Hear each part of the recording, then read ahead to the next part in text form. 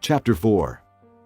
So King Solomon ruled over all Israel, and these were his chief officials: Azariah, son of Zadok, the priest; Elihoreph and Ahijah, sons of Shisha, secretaries; Jehoshaphat, son of Ahilud, recorder; Benaiah, son of Jehoiada, commander-in-chief; Zadok and Abiathar, priests; Azariah, son of Nathan, in charge of the district officers; Zabud, son of Nathan, a priest and personal advisor to the king; Ahishar, in charge of the palace; Adoniram, son of Abda, in charge of forced labor.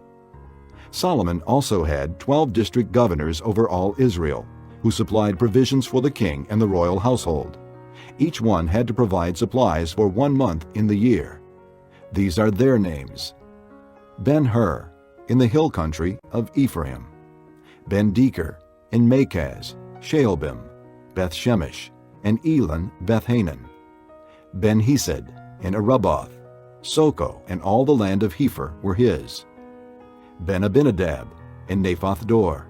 He was married to Taphath, daughter of Solomon; Baanah, son of Ahilud, in Taanach and Megiddo, and in all of Beth-Shan, next to Zarathan, below Jezreel, from Beth-Shan to Abel-Mahalah, across to Jokmeam; Ben-Geber, in Ramoth-Gilead. The settlements of Jair, son of Manasseh, in Gilead were his, as well as the district of Argob in Bashan, and its 60 large walled cities with bronze gate bars; Ahinadab, son of Iddo, in Mahanaim; Ahimaaz, in Naphtali.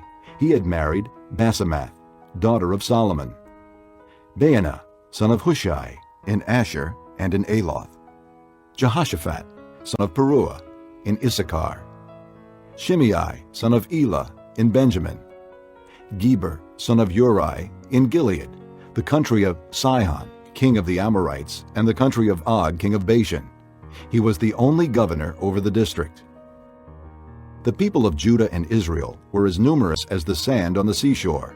They ate, they drank, and they were happy.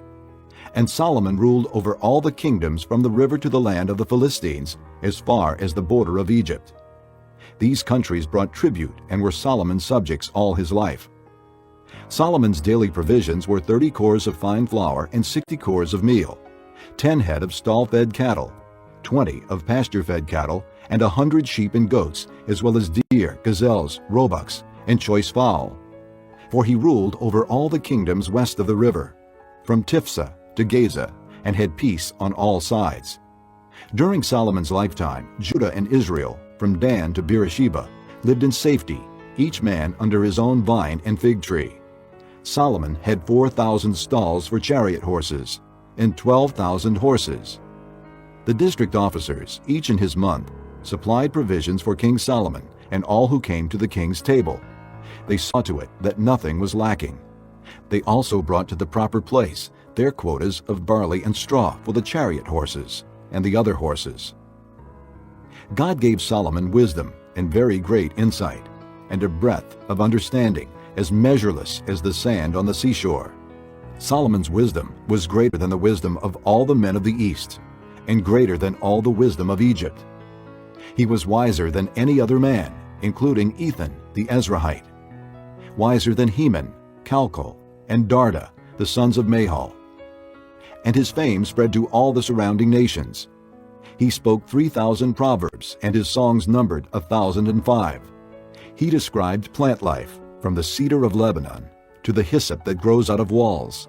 He also taught about animals and birds, reptiles and fish. Men of all nations came to listen to Solomon's wisdom, sent by all the kings of the world who had heard of his wisdom.